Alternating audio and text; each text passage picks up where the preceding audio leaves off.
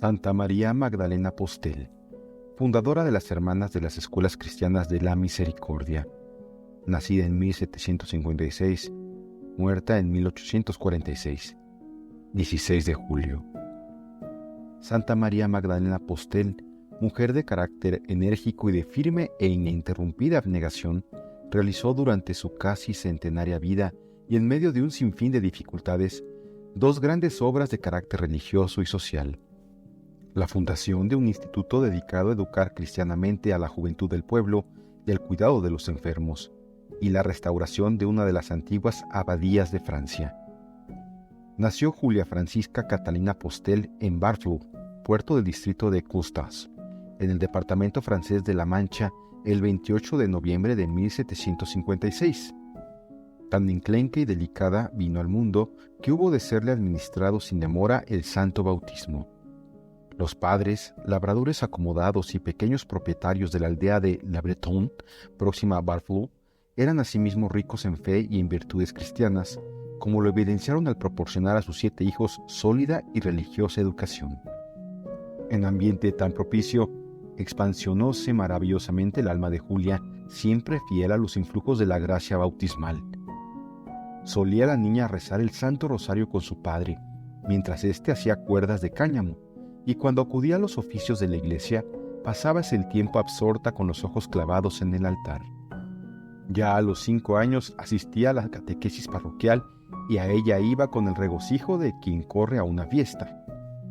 Sus respuestas, decía el párroco, pasman por la exactitud de su doctrina y por la viva espontaneidad con que las va improvisando al par de las preguntas. Más parece que habla en ella una persona mayor y altamente versada en las cuestiones religiosas. Pero no se contenta Julia con saber. Le interesa inmensamente más impregnar su conducta con las realidades aprendidas, y para ello pone en práctica la enseñanza religiosa que, por cierto, retiene con memoria extraordinaria. A pesar de su corta edad, pesa rigurosamente el pan que ha de comer durante la Cuaresma, valiéndose para ello de una balanza que se ha fabricado con unas conchas. Pone bajo las sábanas de su lecho una tabla y por almohada una piedra. La gran pureza de su conciencia, jamás empañada por ningún pecado deliberado, dice la bula de beatificación. La conducta formal y el vivísimo afecto de la Eucaristía le valieron el privilegio de recibir a los 9 años la primera comunión, en vez de a los 11 o 12, según la costumbre de la época. Desde entonces, siguió recibiéndola diariamente. Después de las clases, llevaba Julia a los pobres las porciones de sopa y leña que para ellos pedía de puerta en puerta. Para prepararla a su futura misión, Dios inspiró a una bienhechora la idea de pagar los gastos de su pensión en las benedictinas de la Real Abadía de Valence. Allí, lo mismo que en Barfleur, fue modelo de virtud para sus compañeras y el consuelo de sus maestras. Hizo voto de consagrarse al servicio de Dios y del prójimo, aunque no en esta abadía de Valence, cuya regla le parecía demasiado suave. Ella quería religiosas que no tuviesen más rentas que sus manos y que estuviesen obligadas a trabajar para subvenir a sus necesidades y a las de los pobres. Guardiana de la Eucaristía. En 1774 vuelve Julia a la casa paterna, decidida a hacer para las niñas lo que San Juan Bautista de la Salle hiciera para los niños. Tiene 18 años y su alma se halla adornada por una piedad sólida, alimentada y fortalecida por la oración y la comunión diaria. En la escuela que funda y a la cual añade un internado especialmente destinado a las huérfanas, enseña el catecismo, el cálculo, la escritura y las labores. La infatigable maestra cuida también a los enfermos, asiste a los moribundos, pide limosna para los pobres y para ellos trabaja de noche hilando en la oscuridad por economía. Su única comida diaria se compone de una sopa acompañada de legumbres, a menudo reemplazadas por pan duro y agua. Nunca come carne ni pescado y duerme sobre tablas, con un crucifijo en la mano derecha. Esta vida de austeridad la acompañará hasta su muerte, sin que la voluntad ceda un ápice en tan riguroso programa. Cuando sobreviene la sangrienta persecución del terror en 1791, Oculta Julia los vasos sagrados y rehúsa, a pesar de las amenazas y de la violencia, asistir a los oficios del cura intruso. En su casa de La Bretonne, debajo de una escalera de granito, dispone, para capilla dedicada a María, Madre de Misericordia, un cuartito de algunos metros cuadrados. Allí, en aquella reducida morada, deposita el Santísimo Sacramento un sacerdote. Julia será la guardiana. Durante el día entero y buena parte de la noche, el jueves toda, hará acto de desagravio por los pecados de los hombres y aún encontrará tiempo en estas vigilias nocturnas para leer las obras de los santos padres y de los autores místicos y ascéticos. A pesar de las numerosas visitas domiciliarias, nunca fue descubierto ni profanado el oratorio. Sin embargo, allí iban sacerdotes a decir la misa, a administrar los sacramentos, a dar la comunión a los niños y a los adultos que Julia había preparado y convocado.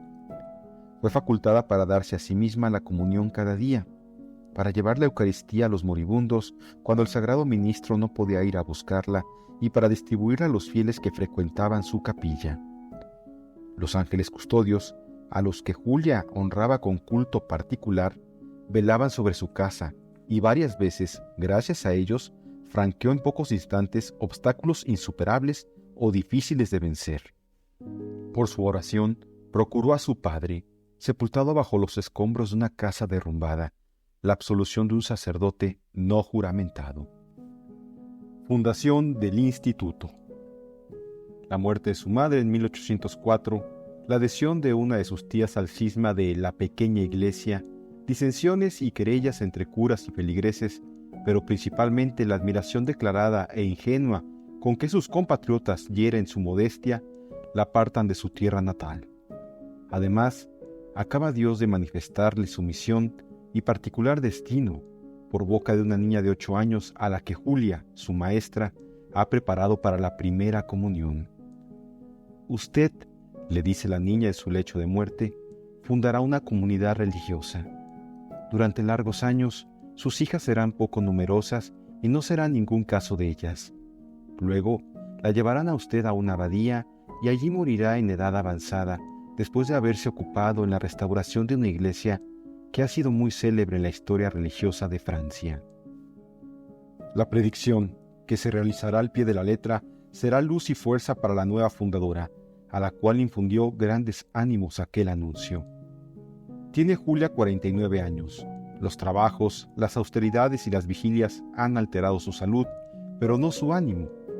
Se marcha de Barfleur, prometiendo a Dios no volver más allí. En Cherburgo, guiada por la gracia, encuentra en la capilla del hospicio al capellán de la casa, Luis Cabart, que desde hacía mucho tiempo consagraba a los pobres su fortuna y su persona. Confiésase con él. Le expone su intención de instruir a las muchachas pobres, de sacrificarse por los desgraciados y de fundar una congregación que tenga ese doble fin. No posee más recursos que la providencia, el trabajo de sus manos y la pobreza personal. El sacerdote cree haber dado con la persona que buscaba para reemplazar, al frente de las niñas desheredadas, a las hermanas de la providencia que aún no se han vuelto a instalar en Cherburgo. Ofrécele su obra, alquila una casa y en ella establece una escuela a la que muy pronto acudirán 300 niñas de la clase obrera. Una de sus amigas de Barfleur ayuda a la directora. Luego llegan 2 jóvenes aspirantes, una de ellas, Luisa Biel, la futura Madre Plácida. El instituto se funda con la aprobación del obispo de Coutances, bajo la dirección del celoso capellán. El 8 de septiembre de 1807, la fundadora, en adelante Madre María Magdalena, y sus 2 compañeras profesan como religiosas. Las hijas de la misericordia, es el nombre que han escogido, se consagran a la instrucción y educación de las muchachas pobres y al cuidado de los enfermos. El silencio y el trabajo serán casi continuos. Observarán la mayor austeridad en la comida y en el sueño. Rezarán el breviario de los sacerdotes, procurarán hacer cuanto bien puedan, llevando al mismo tiempo vida oculta. Vivirán de su trabajo y trabajarán hasta por la noche, a fin de no ser carga para nadie. Muy pronto se presentaron algunas postulantas. La fundadora pudo enviar a 2 de sus hijas a dirigir la escuela de Octeville. En 1811, toda la comunidad se trasladó a esta localidad, pues las Hermanas de la Providencia reorganizaron en Cherburgo sus talleres y clases. Con una generosidad heroica que podía ser fatal al nuevo instituto, la Madre Postel resolvió cederles el sitio para dedicarse solo a los campesinos. Nuevas fundaciones, dificultades y pruebas. La nueva casa de Octeville era un establo espacioso, del que habían sacado a los animales en vísperas de llegar las hermanas. Era la pobreza de Belén en todo su rigor. Hubose de trabajar mucho para poderse instalar en ella, y aún, a pesar de todo, solo se consiguió vivir en extrema indigencia. Una hermana y una huérfana llevadas de Cherburgo murieron en la nueva residencia, y, de no poner rápido remedio, era de prever que la muerte seguiría diezmando a la ya menguada comunidad. En tales condiciones, no les era posible a las hermanas consagrarse a los fines de su vocación. La situación no podía durar. La antigua escuela de las hermanas de San Vicente de Paul de Tamerville encuadraba perfectamente para casa matriz, y así optaron por ella.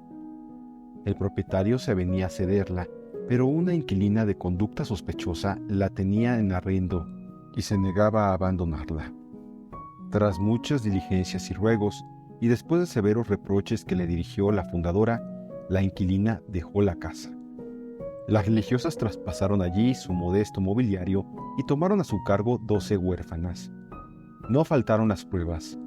Falleció la hermana Catalina Bellot, la primera compañera de Julia Postel. La maestra oficial declaróles su hostilidad desde el principio, y el propietario, que se negaba a renovar el alquiler, puso a las hermanas en el trance de comprar la casa o abandonarla. Pero la providencia intervino oportunamente. El príncipe Lebrun, tesorero jefe del imperio, compró el establecimiento en 1813 con la intención de dejar el usufructo del mismo a las religiosas.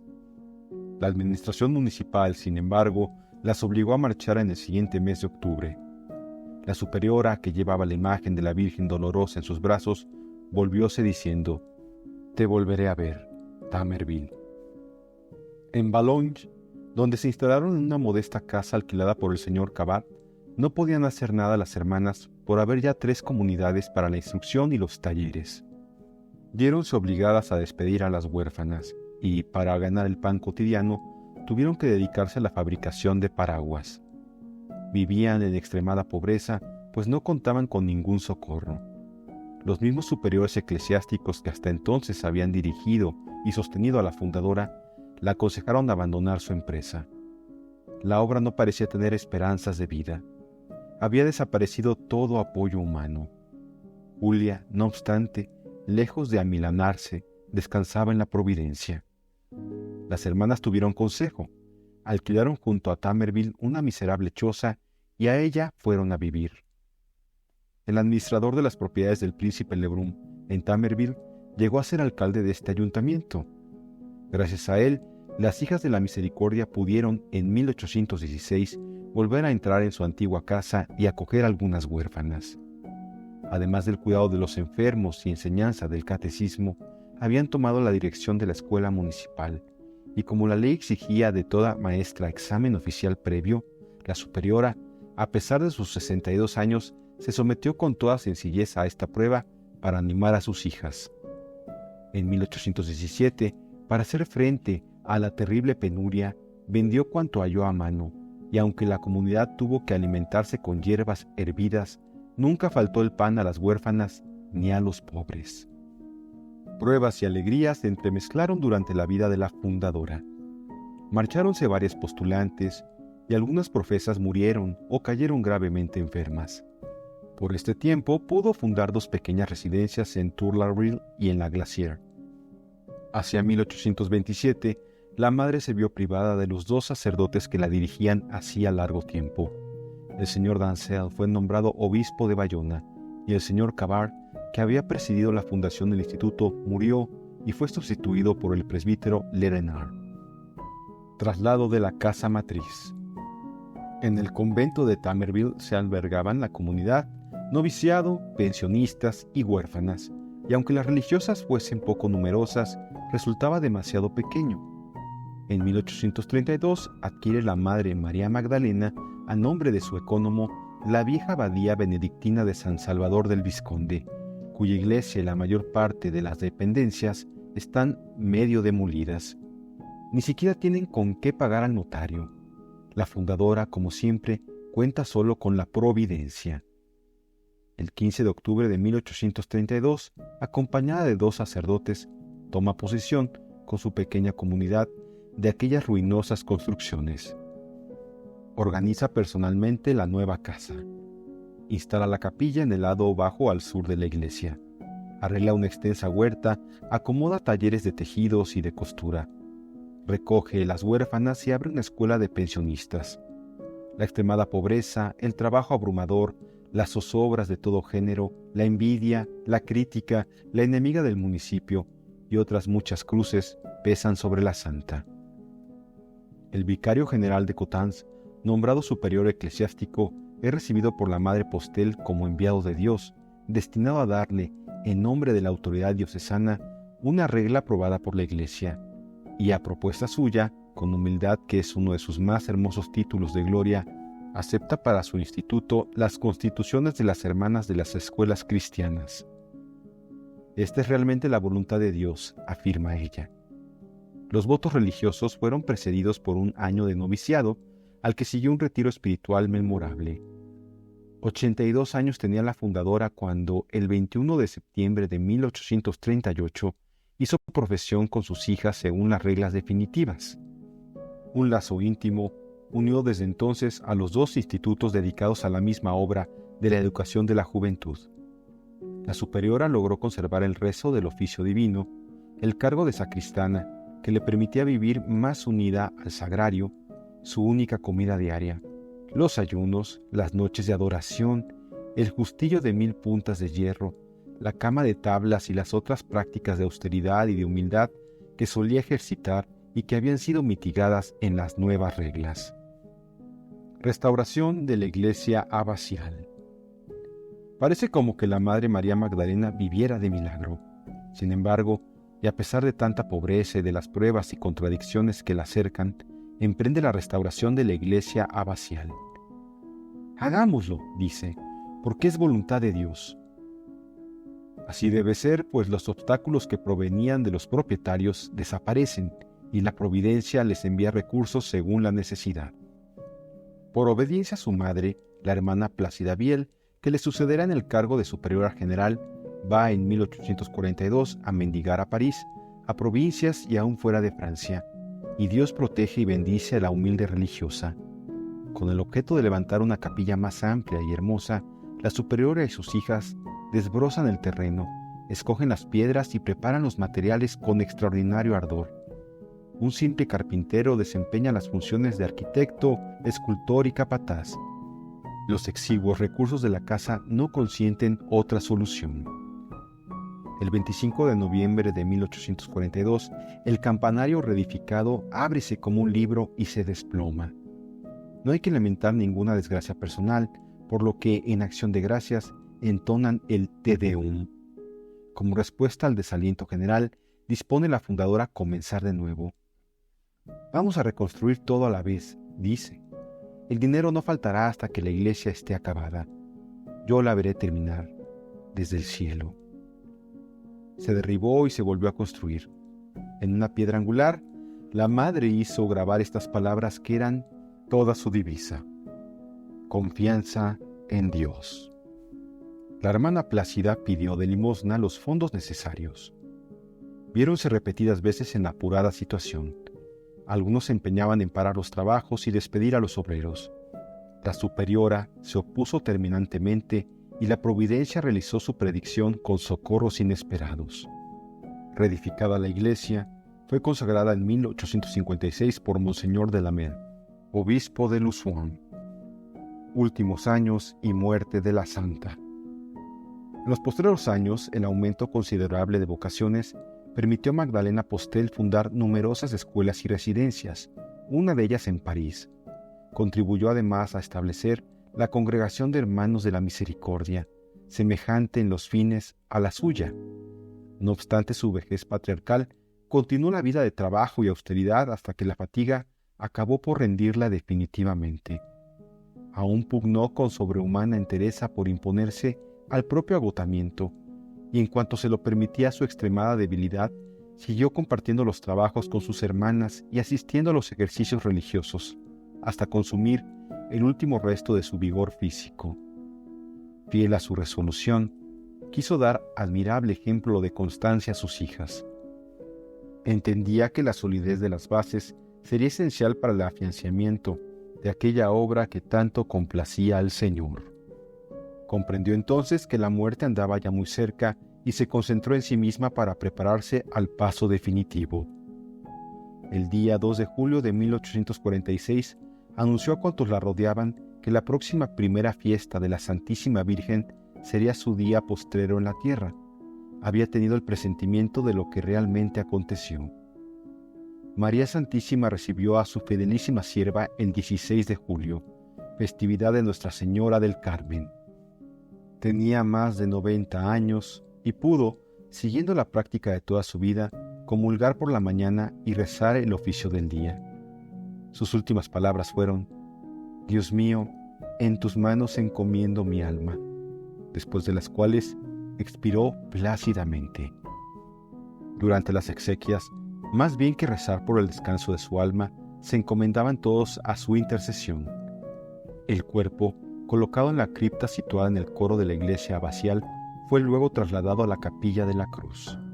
Allí, bajo una arcada hecha en la pared, se levantó una tumba sobre la que domina la estatua de piedra de la Madre Postel. Está representada de rodillas delante de una cruz en la que están grabadas estas palabras: «Obediencia hasta la muerte». Innumerables gracias y prodigios asombrosos que se obtuvieron por mediación de la humilde fundadora en favor de su abadía contribuyeron a propagar su devoción.